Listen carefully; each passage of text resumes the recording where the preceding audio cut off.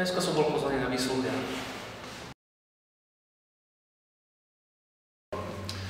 Konkurs bol veľmi fabulózny, famózny a spektakulárny.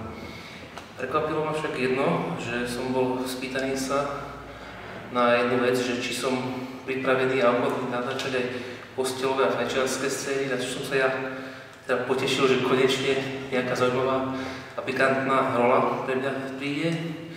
Bohužiaľ, v skutočnosti ten film už bol taký obmedzený skôr do oficiálnej úrovne, keď som vystupoval aj z pozície oficiálneho štátneho pracovníka.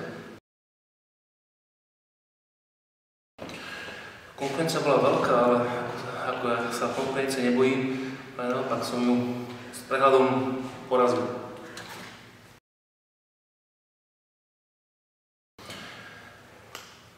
Tajomné, lebo bola to veľmi tajúplná zápletka, zaujímavý dej a sám som až do poslednej chvíle, do posledného momentu scénára čakal vlastne, ako sa ten dej a príbeh vyvinie.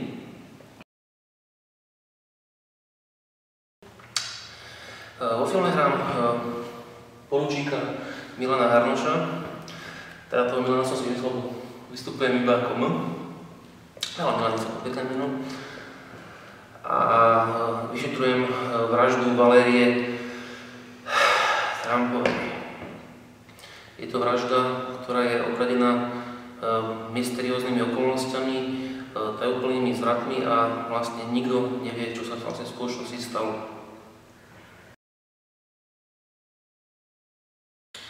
Natáčalo sa mi veľmi dobre, lebo bol skvelý tím, dobrá režisérka, ktorú musím pochváliť, a bol aj dobrý kolektív, dobrí kolegovia.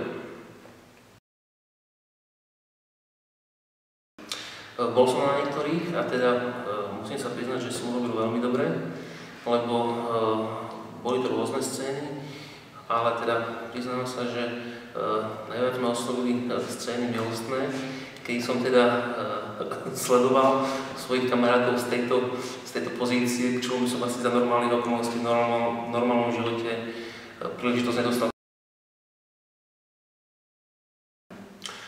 Tak predpokladám, že film bude mať veľký ohlas, očakávam veľké nápory fanúšikov, teda hlavne fanúšičiek.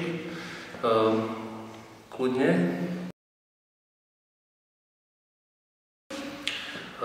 Pozerajte tento film, kúpujte DVDčka, CDčka, stiahujte soundtracky, googlujte, hľadajte na Pirate Bay, všade, kde sa dá. Vidíme sa na Oscarovi.